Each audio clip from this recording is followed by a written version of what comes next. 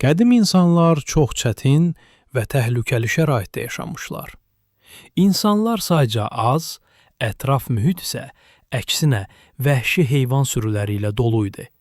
Belə vəziyyətdə insanlar birləşməyə, birgə fəaliyyət göstərməyə məcbur olurdular. Artıq bilirsiniz ki, ilk insanların əsas məşğuliyyəti yığıcılıq və ovçuluq olmuşdu. Ov üçün seçilən heyvana xüsusi tələ qurulurdu. Onları ya qayalıqlardan aşağı atılmağa məcbur edir, ya da əvvəlcədən qazılmış xəndəyə salırdılar. Amma bu, xüsusi təşkilatlanma tələb edirdi. İnsanlar içərisindən ən cəsarətli vəhşi heyvanı qızışdırıb ardınca aparırdı. Belə ov planlı və əvvəlcədən hazırlanmışdı. Bu isə göstərir ki, insanlar qədimdən hansısa təsisat yaratmağa zərurət hiss etmişlər. Zaman keçdikcə qəbilələr meydana gəldi. Bir neçə qohum qəbilə birləşərək tayfa yaratdı. İstər qəbilənin, istərsə də tayfanın bir başçısı olurdu. Başçı təcrübəli, tədbirli, cəsarətli və güclü şəxslər arasından seçilirdi. Ona qəbilə və ya tayfanın ağsaqqalları yardım edirdi. Başçı və ağsaqqallar ümumi yığıncaqda seçilirdi. Qəbilə üzvləri seçdikləri bu şəxslərin qəbul etdiyi qərarlara sözsüz tabe olurdular. Qədim insanlar təbiətdə baş verən adi hadisə və proseslərin səbəblərini anlaya bilmirdilər. Nə üçün yağış yağır? İldırım niyə çaxır? Təbii fəlakətlər, zəlzələlər, daşqınlar nə üçün baş verir? Bu sualların cavabını tapa bilməyən insan baş verən təbiət hadisələrini ilahi qüvvələrlə əlaqələndirirdi.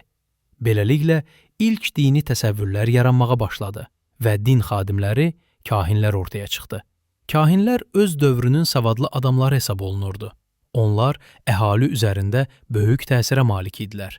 İnsanlar inanırdılar ki, kahinlər ilahi qüvvələrlə onların arasında vasitəçidir.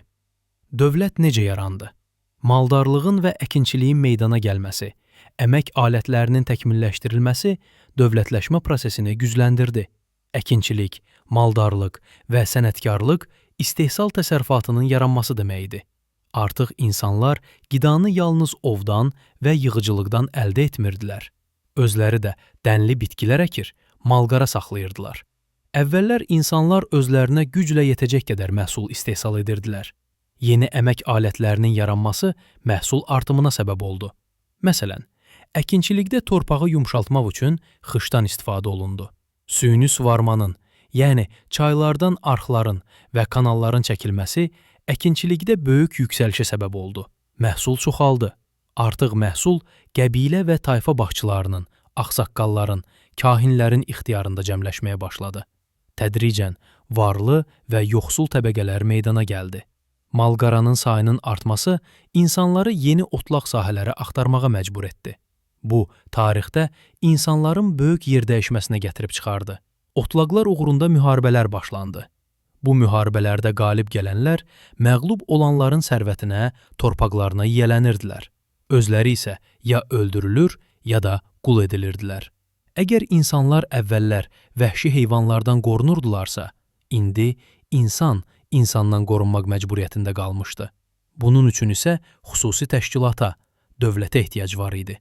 Beləliklə, istehsal təsərrüfatının inkişafı, süni suvarmanın yaranması insanlar arasında təşkilatçılığı gücləndirdi. Arxların, suvarma kanallarının çəkilməsi, həmçinin tez-tez təmizlənməsi isə böyük güc tələb edirdi.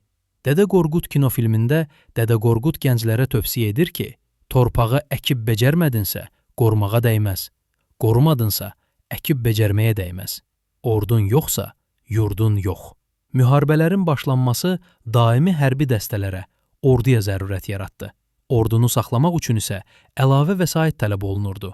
Bu, vergi anlayışının meydana gəlməsinin əsas səbəblərindən biri oldu. Əhali gəlirlərinin bir hissəsini qoşun saxlanılmasına verməli idi. Ordu olmasa, əhali hücum edən düşmənlər qarşısında müdafiəsiz qalardı.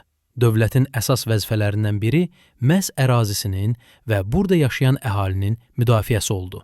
Dövlətin əsas əlamətləri: ərazi və sərhədlər, paytaxt, hökmdar, qanun, xəzinə, ordu.